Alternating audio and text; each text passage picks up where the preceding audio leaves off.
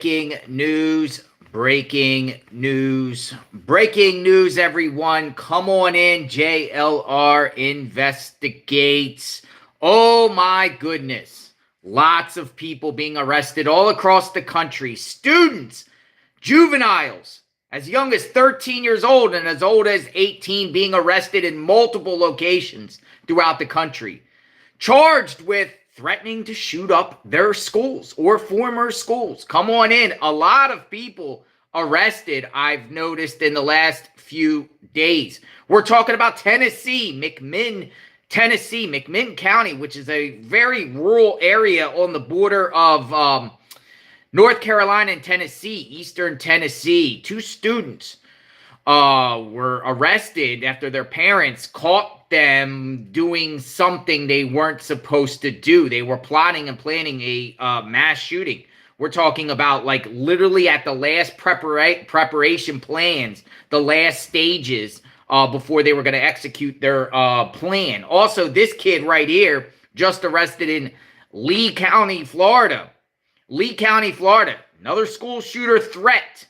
We got all types of people. We got this kid here from Volusia County, Florida, arrested again twice. He was arrested twice in the last 6 months. He was arrested back in the fall for threatening to shoot up his school. And then just the other day, he gets arrested again for threatening to shoot up his school. What in the world is going on here, folks? All these wackadoodle kids. And then we got another former student right here. This guy, Farmington, New Mexico, threatening to shoot up the school. It's all these crazy wackadoodle kids. I don't get it. We've been covering the mass shootings that have occurred a lot at the beginning of the school year. And then we've seen kind of like a good thing where nothing really was happening. Bunch of people arrested, though. And now, out of the woodwork, just a rack of people arrested in the last week for threatening to do a mass shooting. So I titled the video here, School Shooters Stopped. This is a perfect example of if you see something, say something. If you see something, say something. I don't think our country can stomach another one. You know, there's been quite a few, matter of fact, in between the beginning of the year and now. Scary stuff, folks. Very, very scary stuff. So where do I start? Well, let's start with Jack right here. Let's talk about Jack. His name is Jack. Jack Warrick, 15 years old. Jack Warrick. Come on in. We're going to talk about Jack Warrick. What exactly did Jack Warrick do? What exactly did this guy do? Well, the Lee County Sheriff's Office put out a statement 13 hours ago. So this incident happened yesterday where he got arrested. Jack Warrick, 15 years old. Look at this kid. Does this kid look like he would be a mass shooter? You got to understand who these kids are, because I know there's a lot of mama bears in our chat and a lot of father bears in the chat. We send our children to school on a daily basis, expecting our children to come home safe and go to school safe and get an education and learn and be all they can be so they can be productive citizens in our great country. But there are really disturbing people in the mix. We've been covering whack people. I'm just thinking about the Madison shooter. Remember Samantha, the Madison shooter? Colt Gray, Appalachia High School. Remember Colt Gray? His dad was in court yesterday, by the way. His dad was in court. This guy, Jack Warrick. So what exactly did Jack Warrick do? Well, this is what they say. Lee County Sheriff's Office. Lee County.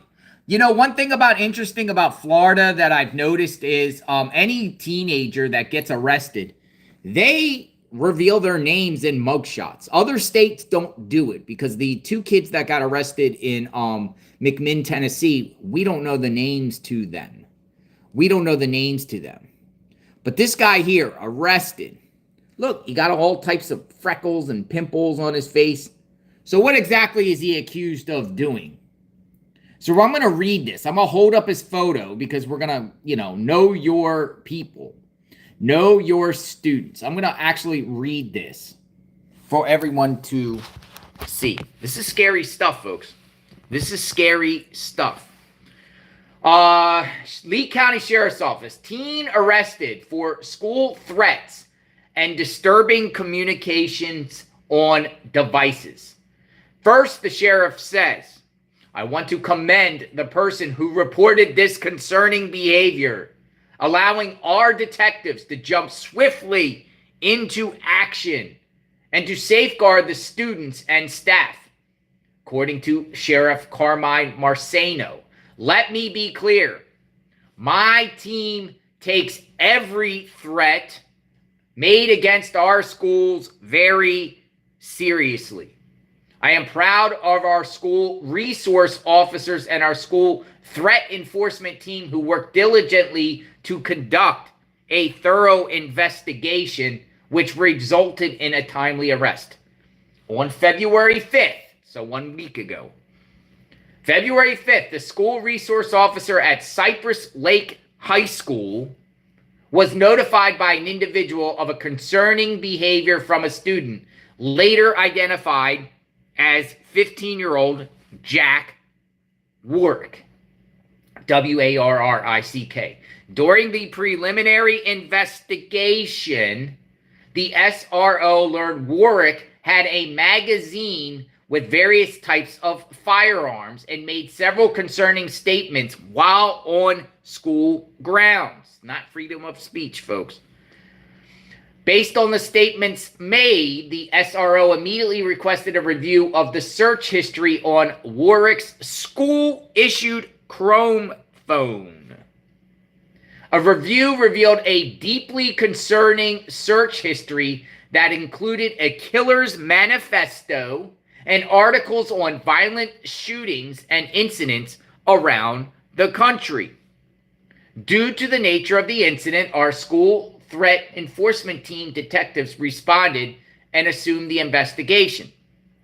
Through investigative techniques, detectives learned that Jack Warrick, right here, Jack Warrick, over a short time frame conducted numerous searches about school shootings and mass casualty events.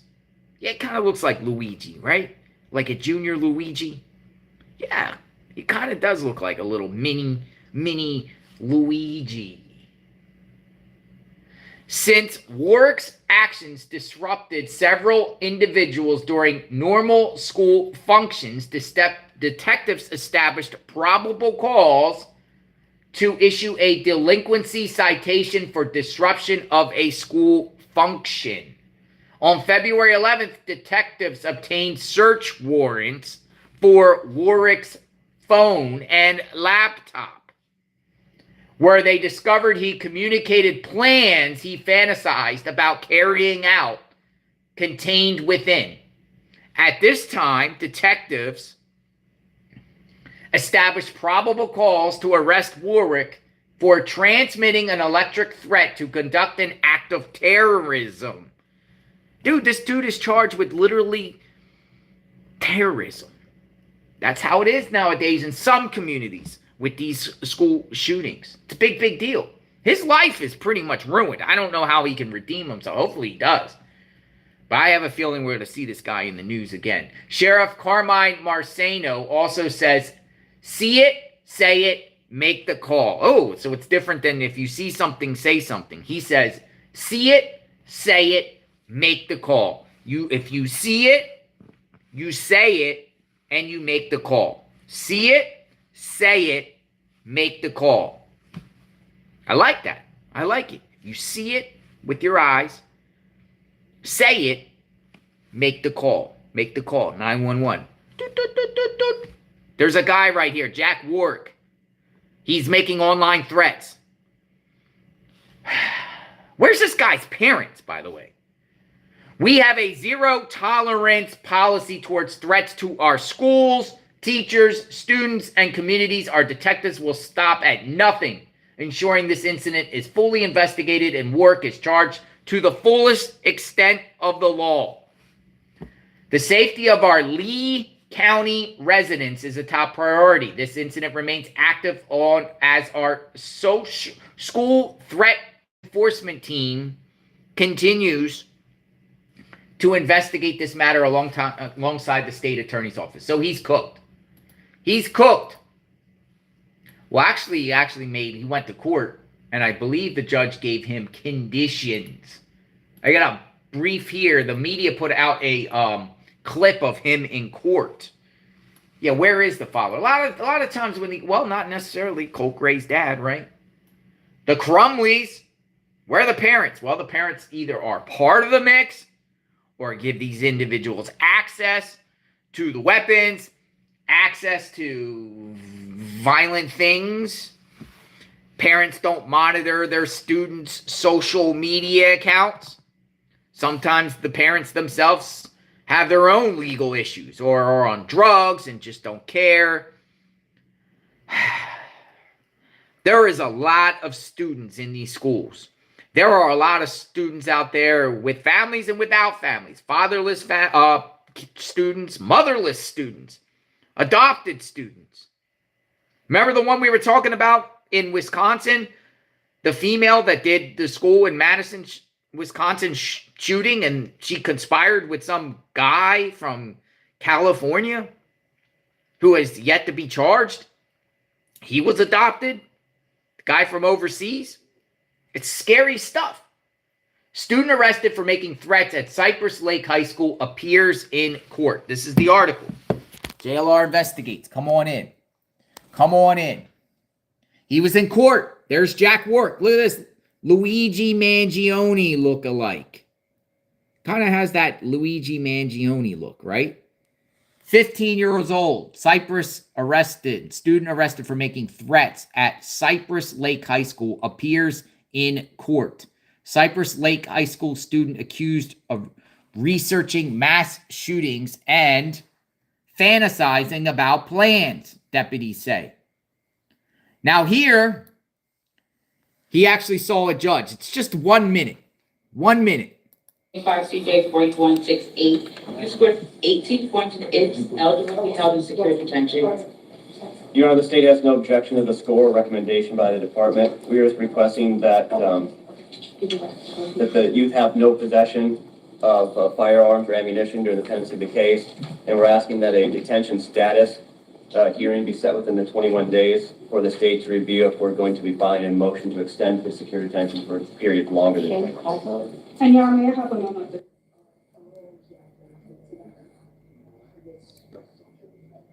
So this is a clip, and ultimately, I guess the judge kept him in detention for at least the next... On your release, you're to have no possession of firearms or ammunition. You'll have no unsupervised use of electronic devices. Do you understand that? I'm going to appoint the public defender to represent you at this time, okay? Love those Florida laws. So he gets a public defender. So ultimately, the judge in the case found probable cause to keep Jack Warrick in secure detention for 24 days during the case, and after he is released, he won't be allowed to have any firearms or communications. He cannot use electronic devices without supervision. A public defender was appointed at the taxpayer's expense. A follow-up hearing has been scheduled for February 26th to review whether Warrick should stay in detention for a longer term. Another court date is set for March 10th at 9 a.m. Know your people. He's 15 years old. This one is 15 years old. 15-year-old Jack Warrick, Lee County. The original story, the Lee County Sheriff's Office arrested a student at Cypress Lake for making threats against the school. He's 15 years old. He had a magazine on him with firearms. He was looking up about killers' manifestos, articles about school shootings, and even communications about plans he fantasized about carrying out. If you see something, say something. Report it immediately. So we'll keep our eye on Mr. Warrick here. and we'll keep our eye out on this. This is Lee County, Florida. Lee County, Florida. Now, folks, there was something even bigger than this. There's something even bigger than this. Now, this is I think all these are serious, and you got to take every single one of these seriously, and kudos to law enforcement out there for, rounding up these people before they act. They're not playing nowadays. Literally, as soon as they receive one threat, they're going at you, especially in Florida. Especially in Florida. I don't think they're playing in Florida. Oh, by the way, we were going to do a live on Parkland shooter's brother, who apparently is having some legal problems or whatever. Nicholas Cruz's brother. Remember his brother? His brother just got arrested in Virginia for trying to break into schools, which is strange. Like, I should have included him in the live here. We were going to do a whole live on that guy. Like, what is up with Nicholas Cruz's brother? Apparently he has some sort of mental illness or some sort of craziness, whatever like that.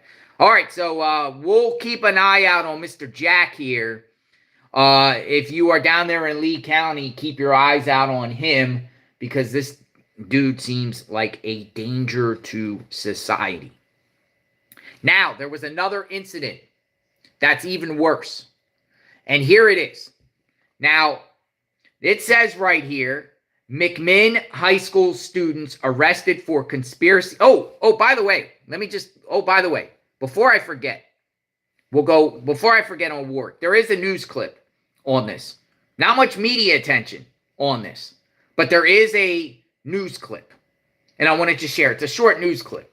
Got to get the news clips because we got to hear what they're saying out there, what they want you to hear, and let you decide whether you believe it or not. Some medias have kind of agendas in the way they report news, but here's the case with Jack. I hope he gets the help he needs, and I'm so thankful that we've got resource officers in the school, and that the school district and the schools stepped in and kept our kids safe. So this is awful, but it's a win ultimately. Breaking news. Lee County deputies say a 15-year-old boy had a killer's manifest on his school-issued Chromebook. Thank you for counting on Gulf Coast News. I'm Christy Soto. And I'm Peter Bush. Deputies arrested Jack Warrick. He's a student at Cypress Lake Middle School. Now, detectives say he searched for the following topics on his school-issued Chromebook: killer manifestos, school shootings, and mass casualty events. The investigation started with someone reporting suspicious activity to the school resource officer. Last week, the SRO learned that Warrick had a magazine with various types of guns and made some concerning statements at school. So today, their school threat enforcement team did a search warrant. They combed through his phone and his laptop. Investigators say he had communicated plans that he fantasized carrying out. We spoke with a parent whose kids are the same age as the suspect. She said the kids told her they've seen him around school and say he's quiet. I think it's terrifying. I have 15-year-old twins that go to Cypress. And thankfully, I'm really actually just thankful that we've come so far since the days of Columbine, where our kids know now and they take these things seriously. And the school district has put things in place to prevent and stop these kind of tragedies from occurring. Yeah, the sheriff's office credits the person who reported Warrick and wants to remind you and your kids, if you see or hear something suspicious, you should report it. If you see something, say something. We say that all the time on JLR Investigates. So you saw a mother who has children around the same age as Jack Warrick here, terrified. Quiet kids. A lot of times it's the quiet kids too. It's the quiet kids. Well, actually all types of kids. Sometimes it's the bullies. Sometimes it's the ones that were bullied. Sometimes it's the quiet kids. Sometimes it's the showboat kids. Doesn't discriminate. Comes from all walks of life. These people. All walks of life. Students. Disturbing people. So going back to what we were saying, let's move on. This one here is big. And this just happened recently. Tennessee, the great state of Tennessee. The difference between Tennessee and Florida is these two students who are charged with conspiracy to commit an act of terrorism. We don't know their names. We don't know their faces. because, Tennessee has laws to protect the juveniles, whatever. I don't like this. I don't care if the child is 9 years old, 8 years old, 7 years old, 10 years old. If a child gets arrested for making a threat at the school, the public should know who that person is. Shouldn't keep it a secret just because they're a juvenile. You need to know who these people are. You need to know who these people are, because I'll show you another example why, because another person didn't learn their lesson from before. So what happened here? Well, they're saying parents foils school attack plot by underage teenagers at McMinn County, the sheriff says. 2 underage teens face charges after the McMinn County Sheriff's Office said they planned a possible attack on students at McMinn High School. Sheriff Joe Guy says the plan was discovered last week, Thursday night. He says he got a phone call from one of the suspects' parents around 10:30 p.m. saying they found something disturbing. The parent was very concerned over a video recording he had discovered on a device belonging to his son. The recording was made in November by his son and another student dressed in masks and making statements that implied their planning of a school shooting type attack and naming certain students as possible targets. The parents felt it was his duty. The parent felt it was his duty to report it as soon as possible. Now, kudos to the parent. Would you do that? Would you do that if your child, if you have a child, male or female, if your child, and you went across your child's devices or into your child's phone and you saw something very disturbing that your child was going to do, would you have the courage to pick up that phone and call law enforcement and report your own children? That's very brave to do that, but it can also save lives and get your child the help. I think this was an excellent thing, and very kudos to the parent, whoever the parent is. We don't know who the parent is. Guy says the video was nearly 3 months old, but because of the severity of the threats within it, other agencies were notified immediately, including School Safety Supervisor Justin Wallace, McMinn High School's SRO, Sergeant Jeremy Moore, and a local Homeland Security agent. Wallace ordered that the suspects be suspended beginning on Friday and also scheduled them to go through threat assessments and evaluations. Guy says interviews with the suspect on Friday resulted in a collection of more evidence from their phones. I actually got the press conference. We are grateful to the parent for notifying law enforcement of the concerning material that prompted our actions and investigations, said Wallace. At no point Friday did we believe that our students or staff were in imminent danger, and that is still the case today due to the collective efforts of our school administration and law enforcement. School officials have notified the parents of those students who were mentioned as possible targets. Imagine that. Imagine this. Imagine you are a parent and you receive a phone call from your local law enforcement, whether it's police or the sheriffs or even Homeland Security, whoever, FBI. Imagine you get that call. And in that call, it says, my name is Detective so-and-so or Sheriff so-and-so or Police Officer, Police Chief so-and-so.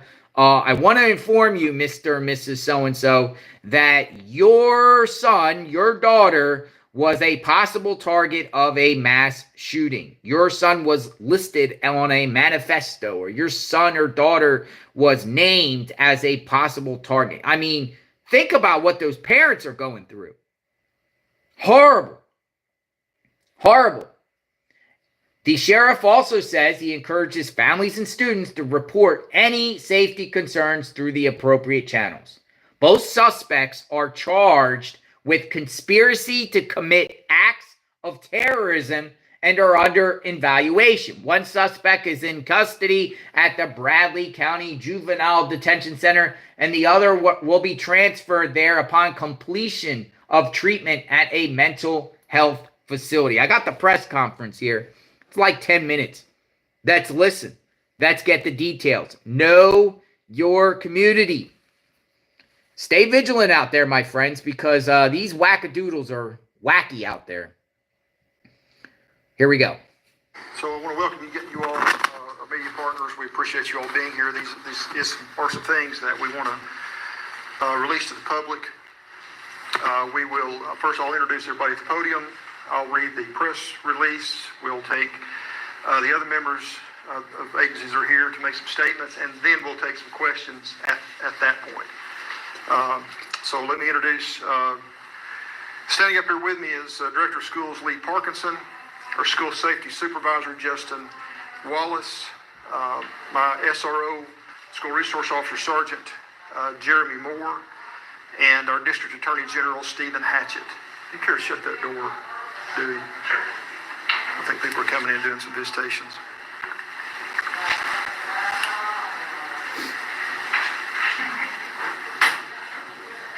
Thanks, man. Okay, I'm going to read the joint press release that myself and School Safety Supervisor Wallace has put together for you. The title is McMinn County Authorities believe relationships, teamwork, and teamwork may have prevented a planned school shooting. 2 male juveniles are facing charges after a possible planned attack on other McMinn County High School students, and this was discovered late Thursday night. I received a phone call around 10:30 or so Thursday night from the parent of one of these male juveniles. He had discovered something disturbing and wished to report it to me. He was very concerned over a video recording that he had discovered on a device that belonged to his son. The recording was made in November by his son and another student. They were dressed in masks and making statements that implied their planning of a school shooting type attack, naming certain students as possible targets. The parent felt that it was his duty to report this as soon as possible. Now, although the video had been made almost 3 months ago, it's important to remember that some other past incidents in our country, such as Columbine, have been found to have been planned up to a year prior to taking place. So once we realized what we were dealing with, and that we realized that some statements were made regarding a planned attack with firearms and possibly explosive devices, we felt the situation demanded quick attention. I immediately notified School Safety Supervisor Wallace, McMinn County High School Sergeant, SRO Sergeant Jeremy Moore, and our local Homeland Security agent that night as soon as I got off the phone with the parent. Within an hour of my call, School Safety Supervisor Wallace had spoken with the suspect's parents and arranged for those the student suspects to be suspended from school beginning on this past Friday, and scheduled them to undergo some threat assessments and evaluations. Mr. Wallace, along with our school resource officers and our local Homeland Security agent, worked throughout the day Friday to review the video, interview both suspects, begin an investigation, and collect further evidence. Additional statements and evidence were located on the students' phones. And prosecutors from our District Attorney General's office were consulted regarding criminal charges. This is a statement from, are you going to have a statement besides this? Well, that's just what I was out there. Okay, I'll let you make that then. At press time, both students are charged with conspiracy to commit acts of terrorism and are undergoing psychological evaluations and counseling. One is already in custody at the Bradley County Juvenile Detention Center. The other is completing some treatment in a mental health facility and will be transferred to the juvenile center upon release from treatment. Their phones and devices have been sent for digital forensic evaluation to see if there is more information that's related to the planning of this incident. Both sets of parents are cooperating in this investigation. So far, the investigation has not revealed any other suspects that are involved, only the two juveniles that I think are 14 and 15, if I'm correct. I do want to say that trust, communication, and working together were all key in this successful intervention. There's two things that I wanted to make mention of. First, we want to commend the parent that contacted me This had to be a difficult call for him to make, but he knew that it was the right thing to do for the safety of everyone involved.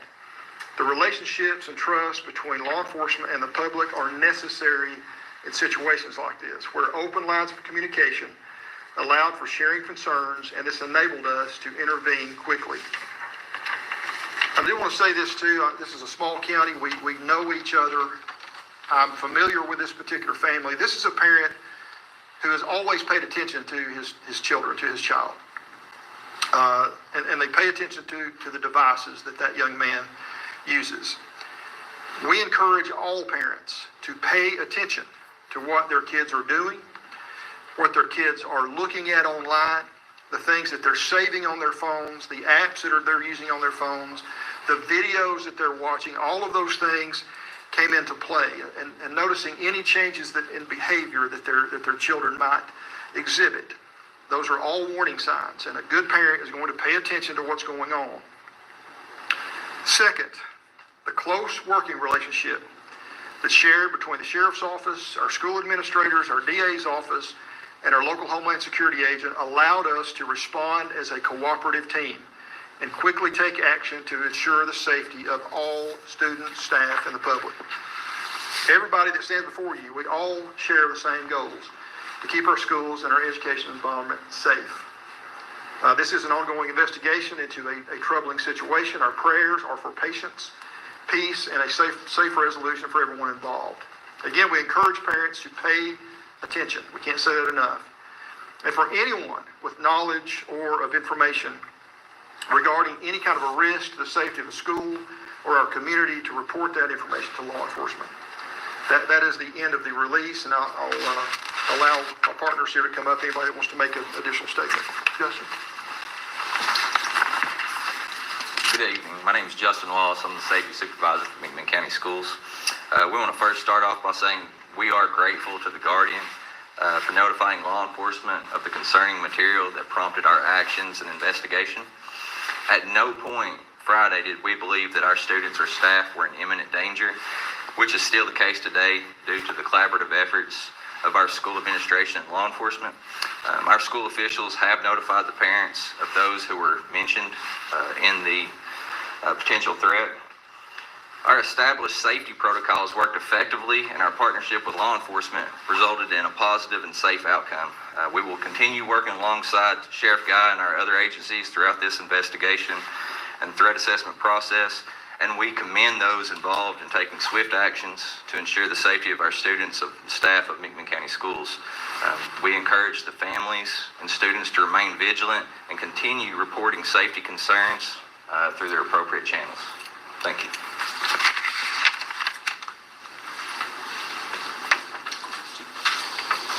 I'm Stephen Hatchett. I'm the District Attorney General for the 10th Judicial District. I echo Sheriff Guy's observations to parents. Please pay attention to what your children are doing.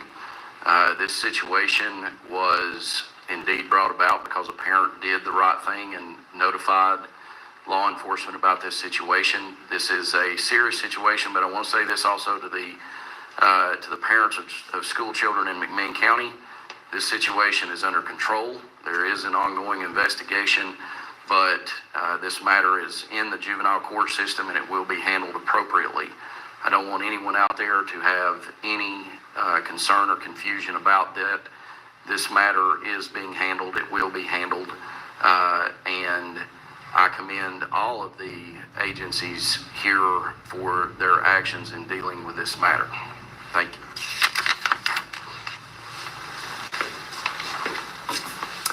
Hello, my name is Lee Parkinson, Director of Schools at McMinn County, and I just wanted to reiterate all of these statements. Our communication between law enforcement, schools, our administrators, the DA's office, it's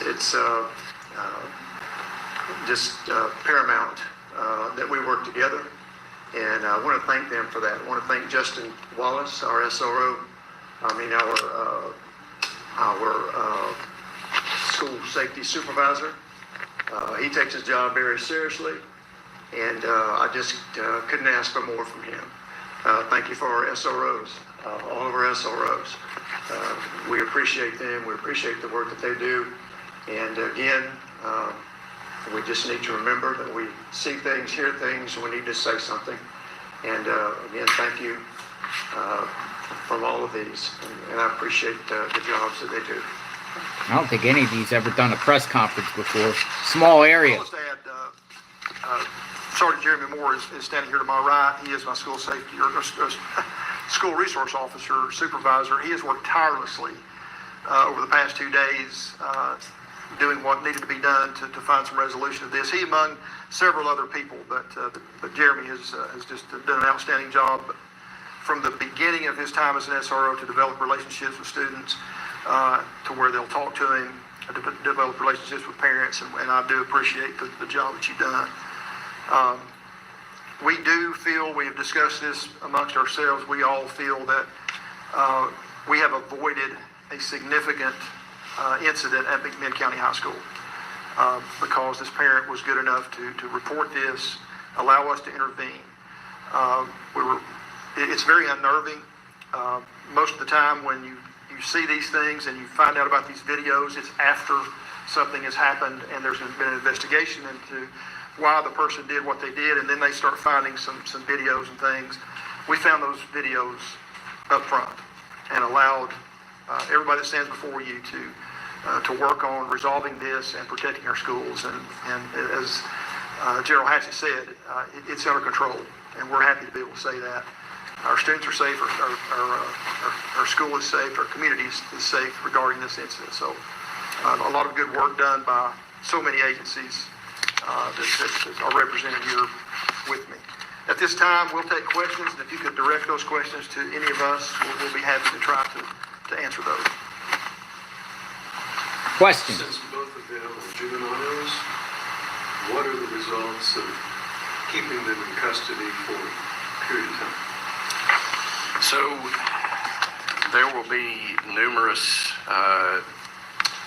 evaluations done on both of these young men. The juvenile court judge ultimately will make whatever determination is necessary as far as detention goes, whether that's in a juvenile facility or if there is any sort of hospitalization, long-term or short-term. Those matters will start being addressed probably starting in the morning, quite frankly, when Judge Richardson takes the bench, and those determinations will be made by the judge based on a variety of factors, not the least of which is whatever is the outcome of any evaluations that the judge will undoubtedly order to determine what exactly is going on with these young men. Doesn't look like they're going to be charged as adults, though. I guess for the sheriff, probably, or whoever can answer this, if this can be answered.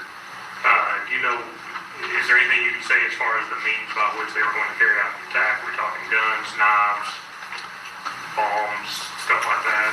Or I can only say they did make some references to firearms and explosives in some of the recordings they made. Firearms and explosives. They did not have a written list of some of the students that they seemed to want to target, but they mentioned their names in the video. They mentioned specific students. I just want to make that clear. There wasn't a written list. It was just names that they mentioned in the video that they made in November. How close were they to actually obtaining these things? We're not aware of them actually obtaining any of it, but there are some search histories and things on some of their phones and electronic devices that seem to indicate that at least they were looking into obtaining those things. Scary. Any other questions? Questions? One more for me. Do you know as much as you go into it, what the motive might have been for this? So we were discussing that as well, and I'll welcome any input. You know, there's so many things about society that seems to affect how young people think, and maybe even a great majority of Americans think. I think we have to remember, again, that's why we keep stressing for parents to pay attention to their children. They're children. They have 14, 15-year-old brains that are not fully developed.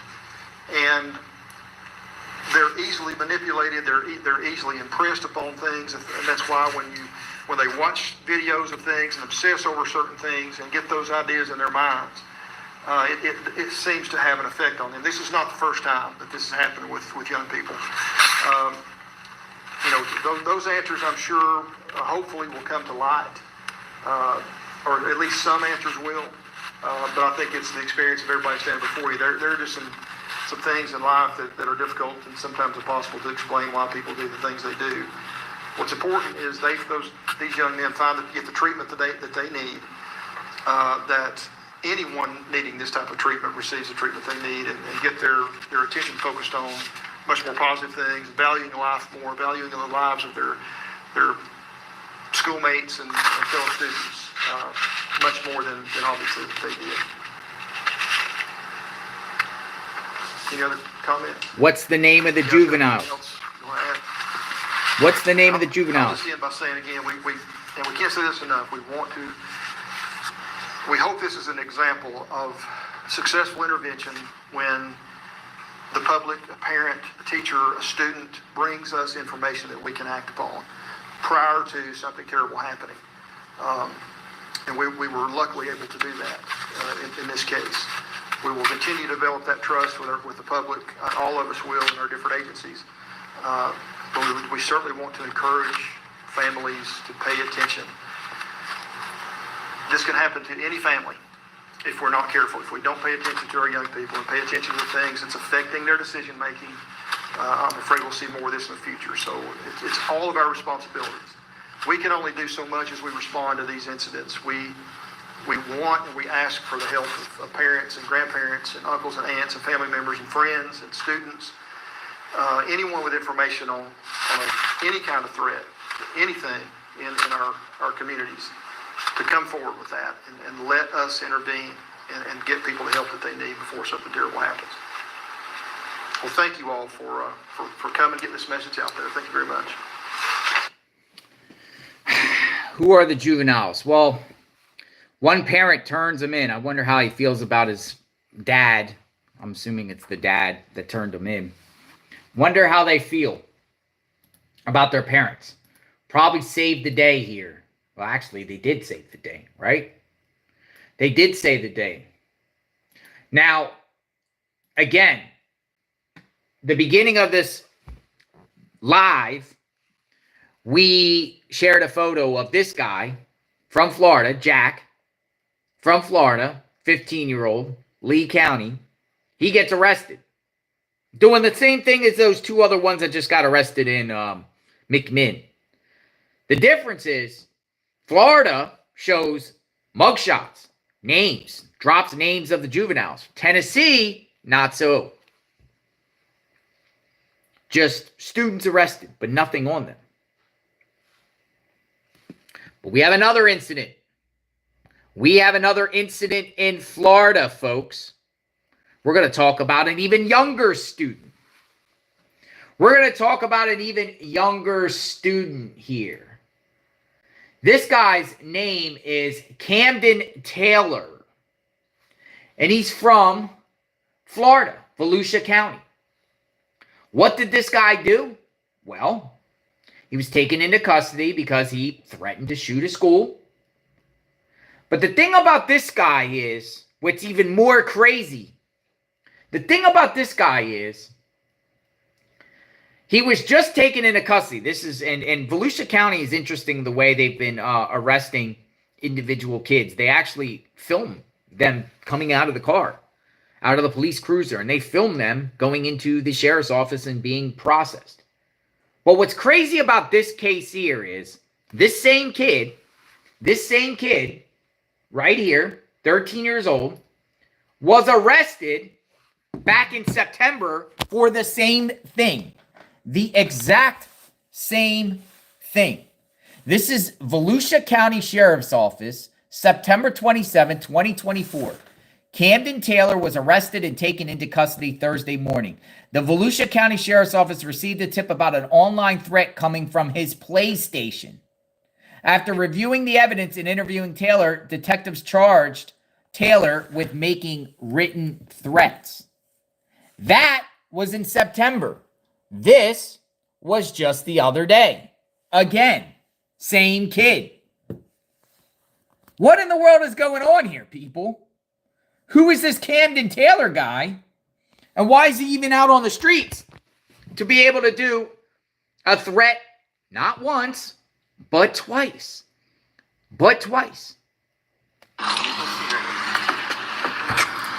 going on, man?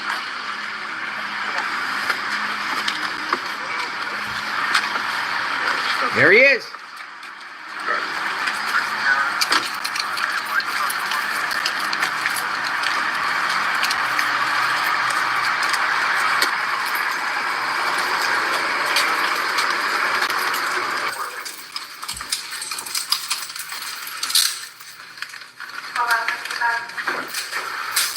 Where you said you were coming to get your eyeball?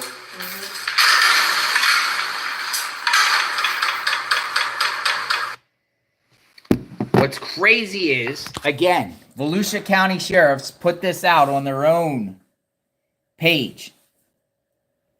This is Kamden Taylor's second arrest for a school threat.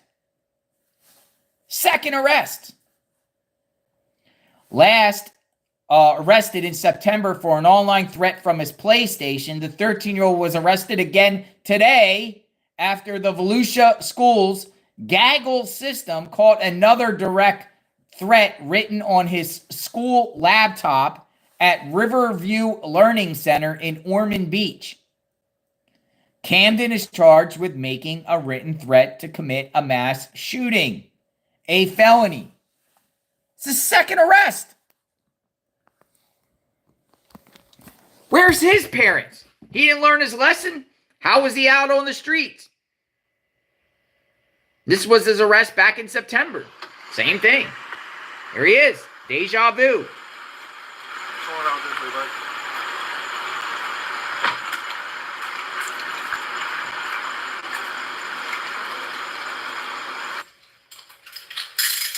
$23. Does he think he's Michael Jordan?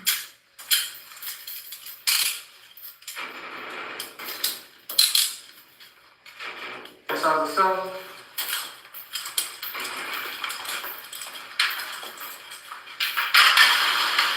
Take a seat. So this kid, 13-year-old, arrested for making a school threat on a PlayStation, and he ends up being arrested again for another threat. Where are the parents to this guy? Where are the parents? Know your faces. Do you recognize him? Can you make threats on PlayStations? How does that even work? I haven't played a PlayStation since the 1990s.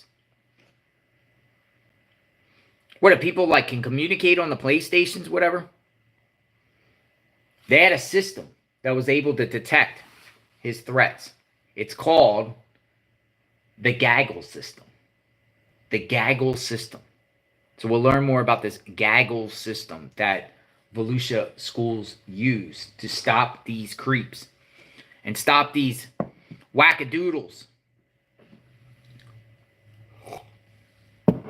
But in Florida, folks, they don't play like they do. Other states want to hold and conceal the identity to these people.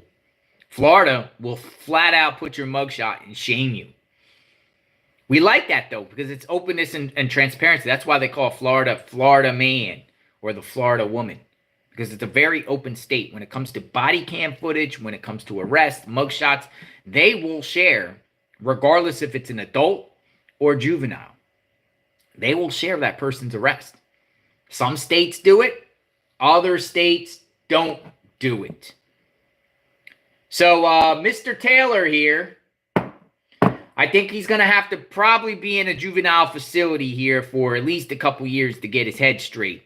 Maybe get some psych evaluation work, mental health treatment. That's his second threat in just a 6-month, a school year. Second threat in a school year. But not surprising, because some of the school shootings that we had covered the student that did the shootings were actually involved with other prior altercations at the schools prior to the shooting.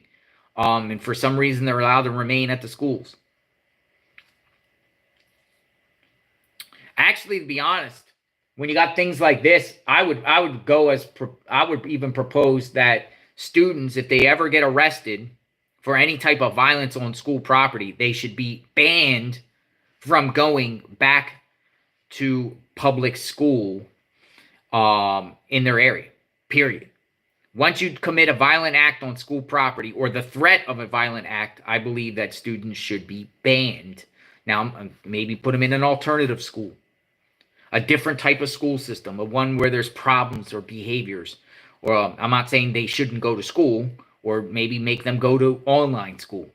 But they should be banned, because you shouldn't put those other students that are there for learning, other students' lives in danger. Shouldn't do it. Now let's move on. We got to talk about another wackadoodle that was just arrested in the mix. This guy. Here, let me, we'll do it like this. This guy. A former student. This is Farmington, New Mexico. You ever go up to Farmington, New Mexico, up by Colorado? Very nice mountains. Former PVHS student arrested for alleged school shooting threat in November of 2024. A former Piedra Vista High School student has been charged for reportedly making a school shooting threat. Anthony Harris Thomas, 18, was arrested February 8th, just a few days ago, on a warrant from back in November 11th when he reportedly was a student at the school. He was charged with making a school threat. He had reportedly said was exposed on a social media page called PVT, where he allegedly made threats according to the arrest affidavit. It was alleged on Instagram that Harris Thomas was being weird with women, so he got very upset and described by law enforcement in the report as being aggressive. He reportedly made statements, "Since that happened, I got some for PV when I get back. I got something for PV when I get back." That's what he said. "And I didn't buy a gun for no reason. Now I got a good excuse to use that MF. Everyone's going to DIE." That's what he said. He's talking about everyone in the school is going to DIE. Farmington police contacted Harris Thomas through his mother. Oh, they name drop his mom, Amber Harris, who allegedly claimed she had not seen him since an October 26th incident in which he allegedly battered his grandmother. Oh, great. So he hits his grandmother and threatened to kill his grandfather.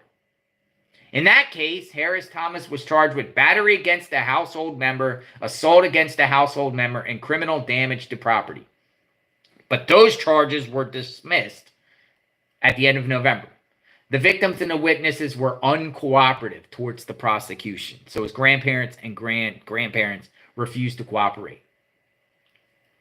So this guy he's being held in the San Juan County Detention Center. And a public safety assessment from the state suggested he be released on his own recognizance, though. Some states tough on crime, some states not so tough on crime. He apparently got it released on his own recognizance. So basically think about this guy. Prior to making school threats where he said everyone's going to DIE at this high school in Farmington, New Mexico, just prior to that, he assaults his grandparents, makes all these threats. The charges against his grandparents were dismissed in late November because his grandparents were not cooperative. He gets arrested for making an online schools threat, yet he gets released on his own recognizance, New Mexico. Shows you different philosophies in different states. We showed you 3 different incidents. One in Florida, they'll name and shame the juveniles, put their mugshots out there. Tennessee, they protect juveniles and don't put their names out there, though they arrested them, and that was good. And they're being held in Tennessee. And then you got New Mexico, another similar threat. I mean, he actually used the word DIE. Everyone's going to DIE. So, I mean, yeah, that's a serious matter. And he basically is going to get a slap on the wrist. And he's 18. He's an adult. He's not a juvenile like he's an adult. He's not a juvenile like the others. He is an 18-year-old. He's still a teenager. Slaps on the wrist. Crazy. And then we got two more incidents that I'm trying to learn a little bit more about. Huntington, New York. Huntington, New York. And in Huntington, New York, there was a case here. Huntington High School student, this was just yesterday. Huntington High School student arrested after threatening mass harm. A girl, 18, which they don't name, New York, they don't name, made a threat of mass harm on Snapchat. Officers were called to the school Tuesday morning. So this happened in Huntington, New York. A Huntington, New York student was a Huntington High School student was arrested Tuesday in connection with making a threat of a mass harm on social media. Police were tipped off that a student made a threat of mass harm on Snapchat, and second precinct officers responded to the high school. Around 11:30 a.m. yesterday, the female student, 18, was charged with making a threat of mass harm. She will be taken for evaluation, will be arraigned later on today.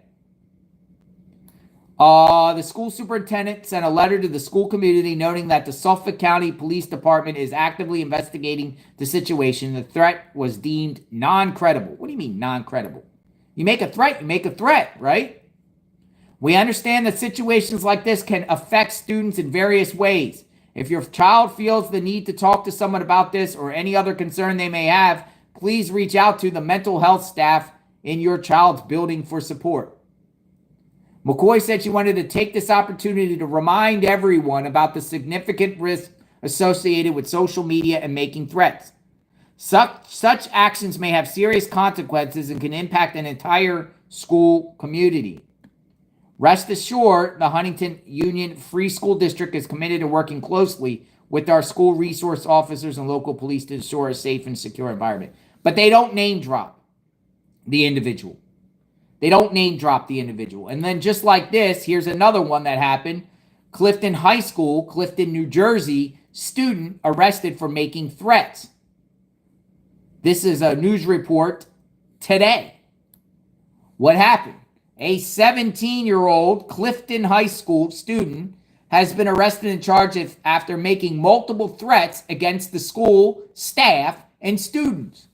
Between January 27th and 29th, 4 incidents were reported in which detailed electronic threats were received, including bomb threats, school shooting threats, and death threats against specific individuals. The threats triggered heightened security measures, school disruptions, and large-scale law enforcement responses.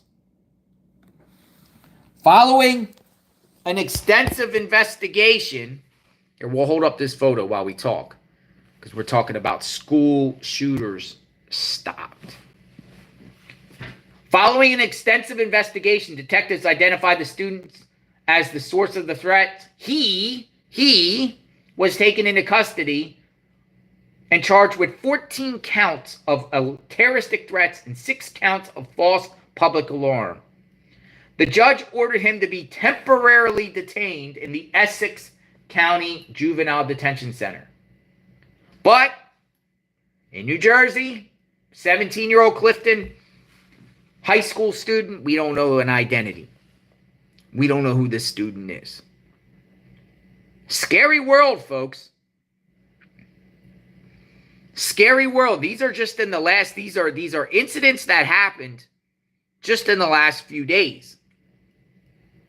They get buried in the headlines, but pay attention. Pay attention.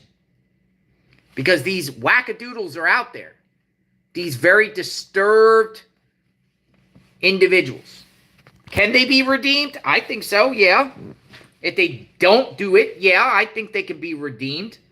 Once you cross that path and the point of no return, that's life in prison for the rest of their lives. But it just shows that you got to be careful out there. Be mindful.